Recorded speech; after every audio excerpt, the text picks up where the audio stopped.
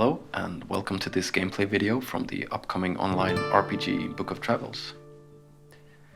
This is going to be a sort of guided walkthrough of the gameplay where I talk a bit about the different features that we have and hopefully also share some philosophies that have helped us and that have shaped the development of the project. With that being said, let's head into the game and start by creating a character. So keep in mind that this is pre-early access footage, so you will see a lot of things looking like this. Unfinished things, sketches, features that are currently in development, and probably a lot of bugs as well. So hopefully we'll get through this without too many hiccups, but we'll see how that goes. The game is set to be released next year for early access. It's a pretty big game. It's a MMO style game. It's an online RPG, so there's just too many facets for me to cover in this video. So some of the stuff like the communications features between players in multiplayer, the lore, the story, some other things, I just won't be able to cover in this video. So hopefully we'll do some other future updates and videos about those topics later on. Right, so the first thing that I'm gonna pick for my character is the form. And this is a concept that we have in this game with that it's a bit reminiscent of how classes work in sort of conventional RPGs, in that the form sort of dictates what type of skills you have easier to learn, what type of talents you get to choose and so on, but more importantly they are meant to be sort of inspirational to your role playing. So they're quite different. We've made the forms based on different archetypes, heroes and characters in mythology, in literature, in theater. So they differ quite a lot. So you should really pick a sort of form that resonates with how you want to role play and how you see your character. And I'm not going to do that though. I'm going to pick one of the finalized ones. So I'm probably going to pick this, the Murther. And yeah, it's actually me who does the portraits, so I have no one to blame for only 4 of them being made at this point. I'll get to it right after this.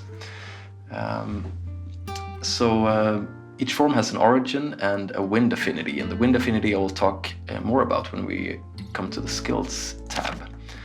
But first is the background, and here you enter an age, gender, and then you enter you pick a background, upbringing, and you can also enter your sort of custom background story here. I'm just gonna pick one here. Small town seems good. Right, type female. And then personality. Yeah, this is of course one of the most crucial things for the role-playing aspect of the game. You pick, positive and negative personality traits that sort of matches the way you want to play and the way you see your character. But they also have a gameplay meaning or a function. So each one of these, we can read about them, like picky eater. You're unable to eat low-quality food. Yeah, that's not good.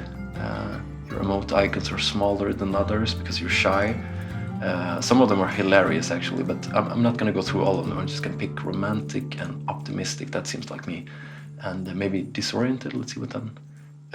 You respawn further away from where you fainted or fled combat if you're not a part of a group. Yeah, that's not good, but let's go with it. Romantic. You gain more knowledge in parties of 2. You gain even more knowledge when winning against bad odds when you're optimistic. Yeah, let's go for this. Right, so this brings us to skills, and this is a cool part about the game because we've really taken our own sort of take on skills compared to other conventional RPGs and conventional fantasy settings. So the type of skills that we have in our game are knots, teas, abilities, and passives, and there are actions as well. But there are things like sitting down and removing your hat and things like that. But yeah, knots and teas are the 2 major sort of magical skill categories, and the tying of knots using regions and fabrics they create sort of a instant magical effect, and it's a big part of the lore. And then the brewing of teas is another one, where it's more preparation involved. You have to find the right ingredients, and then you have to sit down by a fireplace, and then you can prepare a tea. And those effects have magical properties that are, stretches over a long period of time. So they're a bit different, but both are cool. And then abilities are things that help you survive, often focused on nature and stuff like that. Like, it says here cunning, guile, survival instincts. And then passives, that are things that are always active, and they can have a variety of different effects. Talents, unfortunately, is a system that we haven't finalized. We're working on that. But that's every form has a few points to allocate in different talents, and the talents are social skills, physical, mechanical, and spiritual. And those skills are then sort of aiding you and your group in different endeavors that you can encounter in the game, big or small.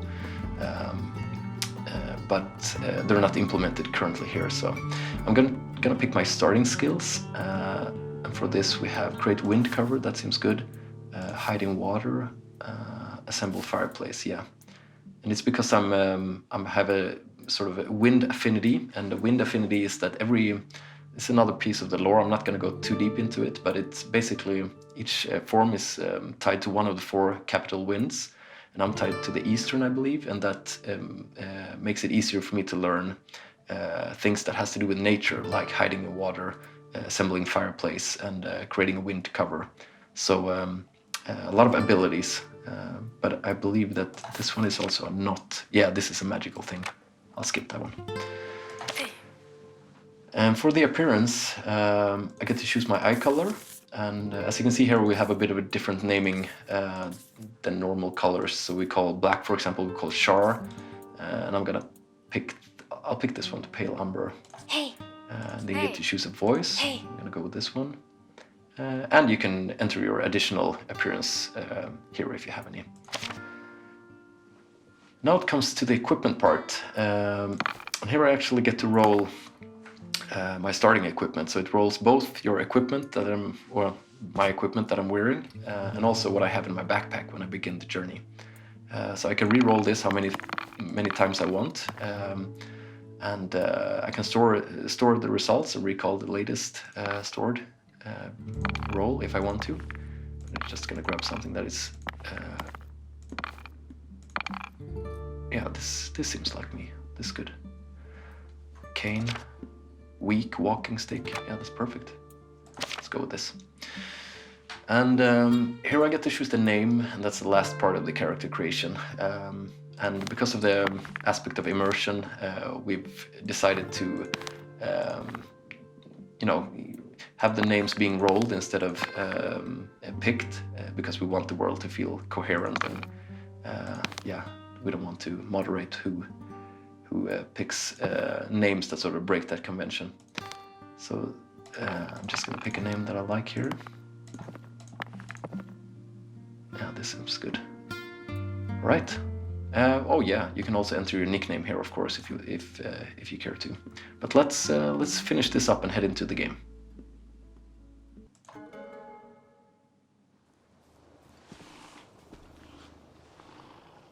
So here we are in game with the character that we created. And we're now in the western part of the game world, and it's a pretty vast place. I actually have no idea how long it would take to traverse on foot from one side to the other, but it's pretty big. Just these few scenes that we'll be walking through in this video is pretty big, so we'll see. And I've sort of skipped ahead a bit. I've skipped the starting scenarios and the narrative sort of beginning of the game, and have a few hours of gameplay behind me already. So here I am at a water mill, where I just entered the trade view to see what the millerhead is selling. Actually not going to trade for something right here. I'll get back to the trading feature a bit later on when I get to a bigger town. Oh, there's a pig that I can interact with. I'm gonna cuddle that. Oh, coming. So we call this game a TMORPG, which stands for Tiny Multiplayer Online. And what it means is that there's actually quite few people on each server. And we don't know exactly. I can't say exactly how few because, like I mentioned, the world is very big, and we don't really know honestly how often you encounter someone. It's probably one of the sort of bad things about this design is that we have to sort of simulate how often we think people will encounter, where we think people will walk in the world, and try to tailor it in accordance to that. But yeah, that's one of the challenges. But we'll fine tune that. But yeah, there's a chance of meeting someone, and not for me though, because I'm playing here at the office, and unless someone else in the studio is playing here, I won't be encountering anyone else today. Oh, there's a child. Hello. Oh, come back. Hi.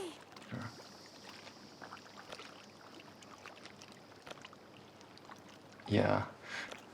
Yeah, this kid wants nails for their treehouse that they're building, but I think I have to go to a blacksmith to get them, but I'm not gonna do that now. But yeah, there's many group-oriented features that we've designed and that we're working with, and the talents plays into that as well. So you can complement each other in a group with different talents to overcome a larger amount of endeavors that you encounter. Here's actually a regent, and this is good. Regents are what sort of fuels the magical skills of the world. So in my skill book here I have, for example, this knot skill here uses jade algae and seashells. So you collect different regions to fuel these different categories of skills. And here is all the regions that I have and haven't collected yet. So they're usually quite easy to find if you know what to look for. If you just run past in the woods, it's pretty hard to see. But if you have a keen eye and you sort of train yourself to recognize them, you'll find a few. And the good thing is that yeah, you can hover over with the mouse to detect them as well, and you usually find quite a few in each place. So 5 there, for example. And there is also things like this to find. There is a chance that you encounter objects that are not regions, but dropped stuff and other things lying around that you can pick up. And yeah, I have a full backpack now, but I need to sell up some stuff when I get to a village. So let's talk a bit about what the game is about. And this is a bit of a tough one because we decided early on that Book of Travels was not going to be an RPG where you are forced into a narrative or a quest chain that sort of takes you from A to B and tells you what to do. We wanted a story and a setting where you're not really the hero of the world. There is an overarching story that you can sort of unfold and that you can take part in, but it's not a narrative that's sort of forced upon you.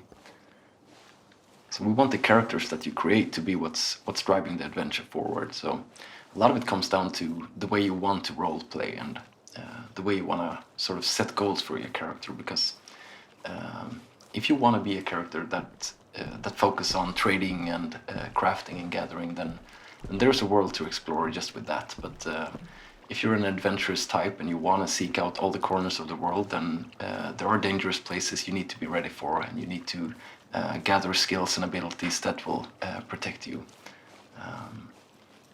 But you can also approach the game completely socially, just relaxing, staying in the safe areas, interacting with other players, playing music, chilling in tea houses, and stuff like that. So that's definitely a situation where what you bring into the world is what you get out of it. There's a trinket hoarder there I'm not gonna interact with, I think. And we've actually reached the end of this area. So this is one area that we just passed, and I haven't explored it but fully, but we'll jump to the next one. This is temp graphics here, of course. And now I've traveled south to an area that is like a big open field area. And I can actually zoom out here and get a bigger view of the scenery. And I'll just move along here and listen to the music.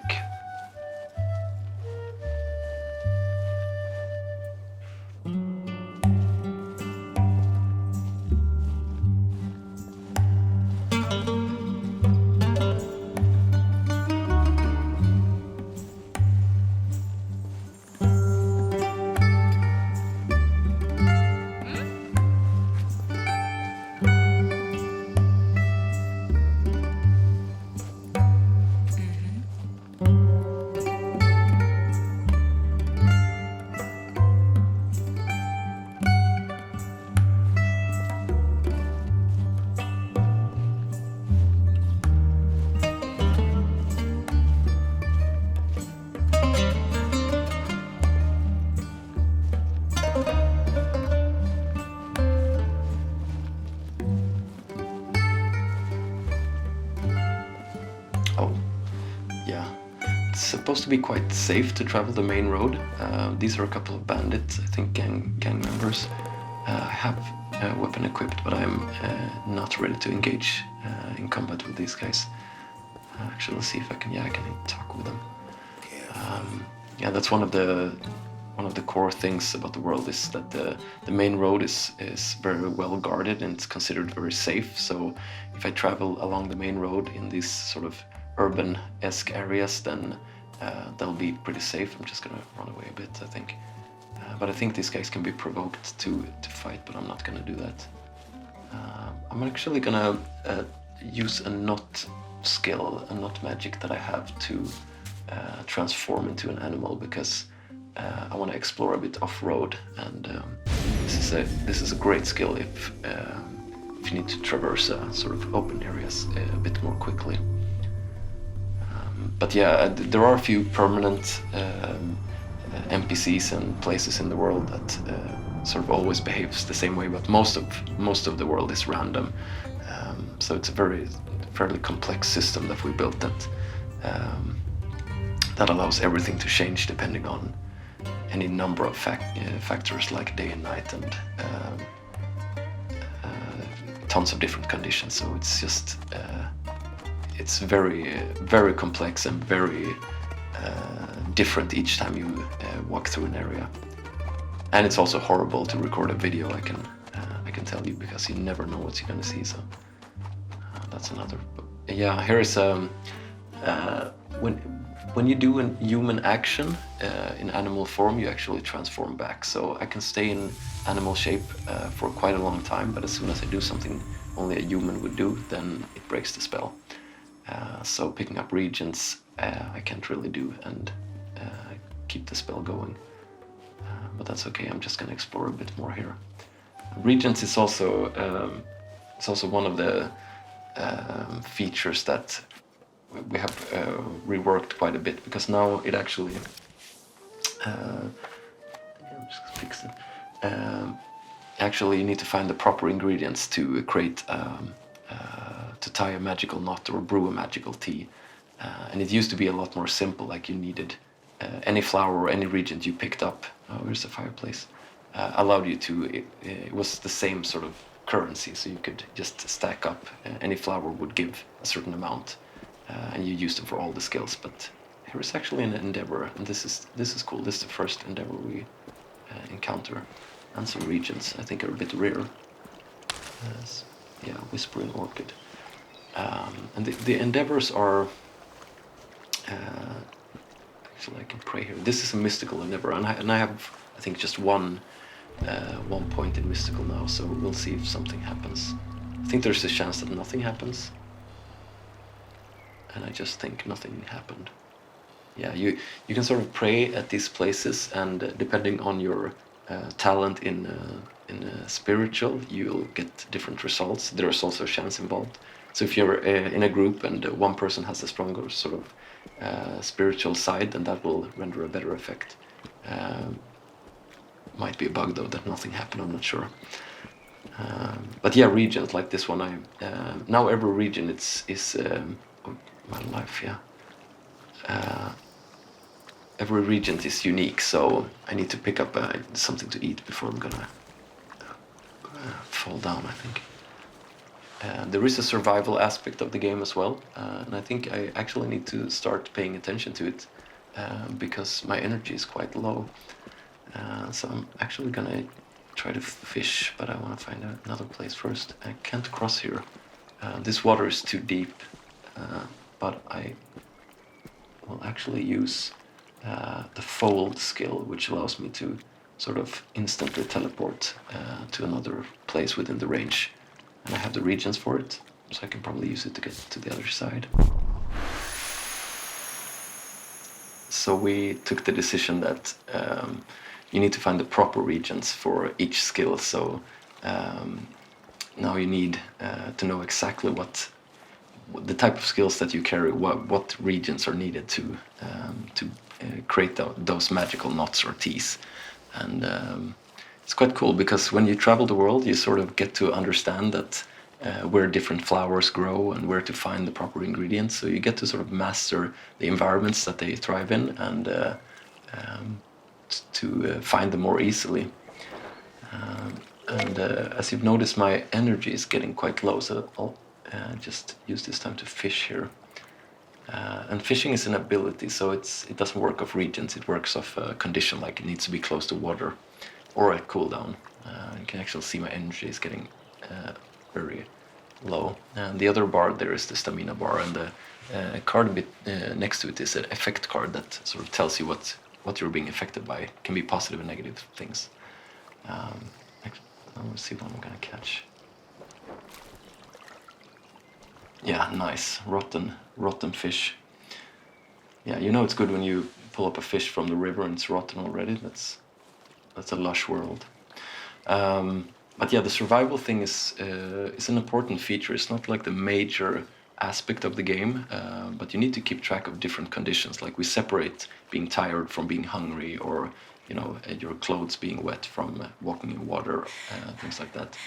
So now I'm actually dangerously low on energy. I'm not gonna die. The character won't die from sort of losing all the energy, but you will faint and wake up somewhere else, and then you will have lost a life petal, and you only have a couple of ones of those, so they can be replenished, but it's quite hard. This is actually cool. I'm gonna make a fire here. This is a Nomad's Rest. It's a small wooden structure that doesn't have any features now, but we're working on there's an NPC here. Let's see.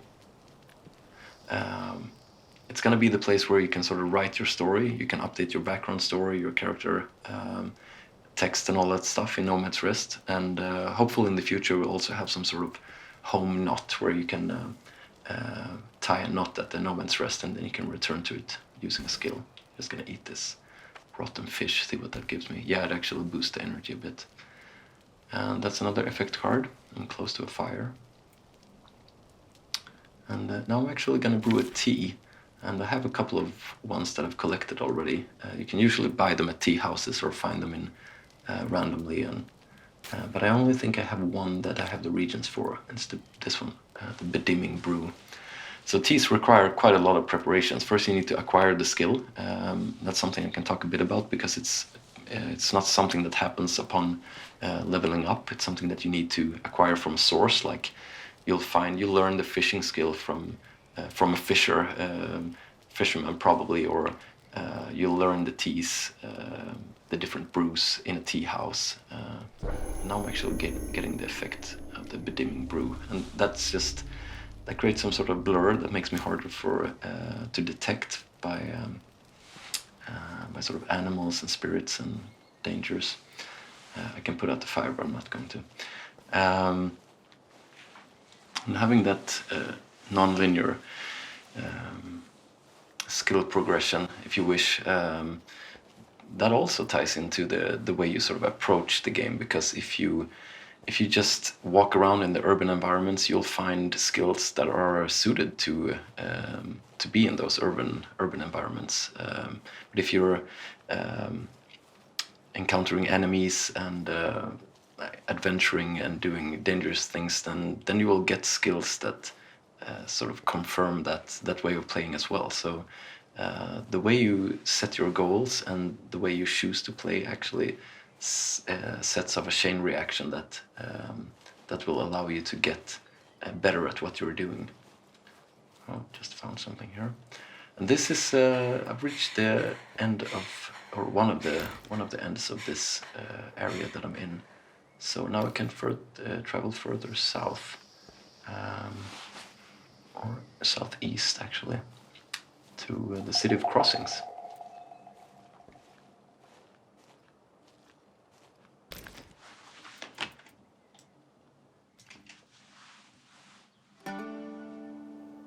So here I am at one of the 4 roads that make up the city of Crossings, where 4 roads cross.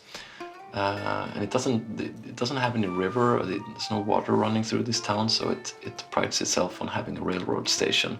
And you can see the tracks up in the background. I can go all the way over there, but I'm not going to now. I'm just going to head on here and enter the town. But yeah, I've sort of walked through a couple of safe areas now, like the ones I've been following the main road, and it's generally very safe, especially during the day, but at night it can be very dangerous. There's a lot of different sort of dangers that you can encounter. During the night, the cities are actually quite full with people and life, but during the day they can be a bit sleepy. So this is a weavery, and I'm speaking to someone here. That I think I'm going to enter a trade just to trade off some stuff. Here we see the trade view. Yeah, they have a lot of cloth material and stuff like that, but I'm just going to trade away my extra stuff. And you see a sort of a trade value on the scales. Yeah, I don't think she won't accept that. Yeah, she'll accept this. This is a pretty bad trade for me, but I just want to sell it off. Oh, there's the train. There's so much depth to the trading system. Different merchants want different things, and there's a whole world to discover there. Here's actually a Sephra shrine, and Sephra are the guardian sort of spirits of this region, and each town has a shrine dedicated to their local sort of spirit, and you can make offerings here, but I'm not going to. I'm gonna keep my stuff for now. But yeah, there's several sort of functions in a town that you'll find in each city, and this is a well, so I can probably drink here. If I'm lucky, I probably can just drink here. Yeah. Sometimes there's a strength physical endeavor here, so you need to be either a strong person or a group to sort of dig up something from the well. You can find stuff, but that's all by chance, so nothing here. And then there's tons of merchants. There's a tea house. A lot of stuff going on, and there's also a train master's chest at each train station, and that's a place where you can sort of rent extra space. So if you have something that you want to save but you don't have the place for it in your backpack, you can go there and stash it off. Here's a couple of merchants. General store. Yeah, hello. But I'm heading to the smithy. It's this one. Yeah, so the trading is so much involved in it, like the different categories of items that the different merchants want, what regions the items are from. So you could find stuff in the north that would fetch a good price in the south, and so on. So there's many dimensions to it, and also certain merchants are just cheaper than others. So you also need to understand them as individuals somewhat. Some are very liberal, but some are really cheap. Yeah, they have the nails here, so I'm gonna get that if I ever encounter that treehouse building kit again. And I'm gonna pick up a better sword and some other stuff, possibly something to wear. Like my character's an aspiring adventurer, so something protective. Yeah, this one has ward. That's good. And yeah, I'm selling a bit too cheap here again for me, but it doesn't matter.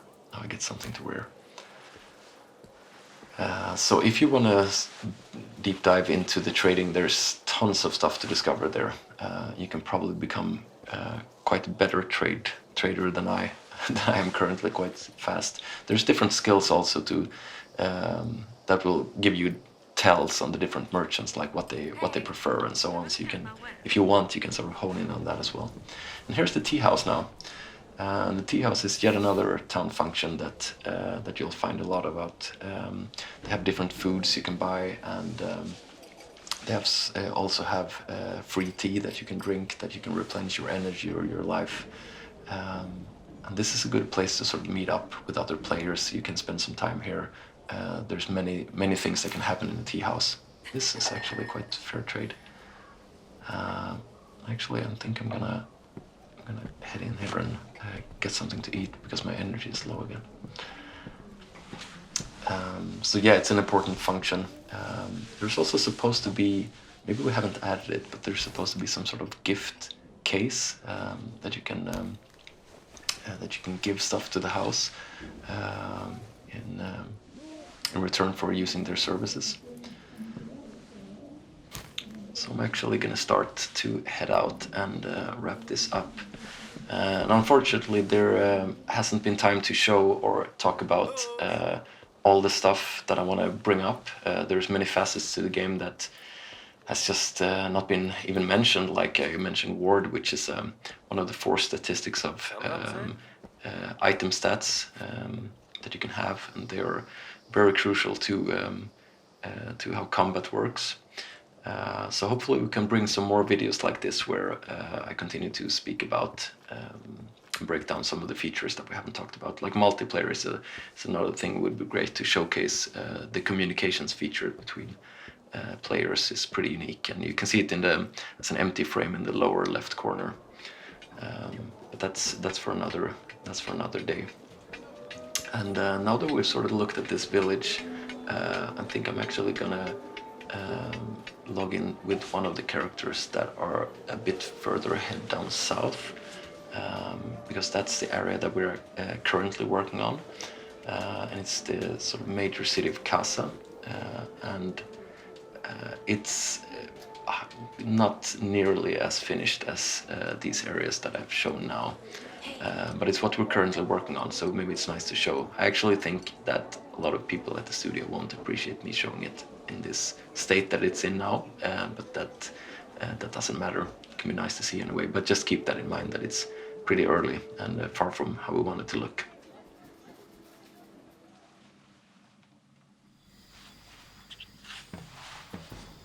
So I will wrap this up by saying thank you so much for your time, and I hope that this video has shed some light on what the project is all about. On behalf of everyone at Might and Light, thank you so much to everyone who supports the game or backers.